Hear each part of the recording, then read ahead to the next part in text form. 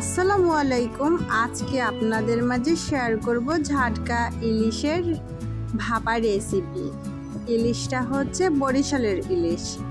এইখানে আমি একটা মাছ কেটে নিয়েছি, মাছটায় ডিমও হয়েছে। পেঁয়াজ বাটা, রসুন বাটা, কাঁচামরিচ, লবণ, হলুদ, জিরা গুঁড়া, ধনিয়া গুঁড়া, সরিষার তেল সব দিয়ে ভালোভাবে মেখে নিয়েছি। ইলিশটা আজকে ভাপা করব, তার জন্য এখন ঢাকনাটা লাগিয়ে দিলাম।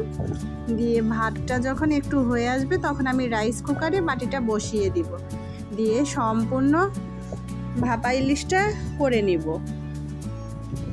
এর আগে অনেকগুলো ভাপা ইলিশের ভিডিও আমি দিয়েছি, কিন্তু এটা একদম অন্যরকম।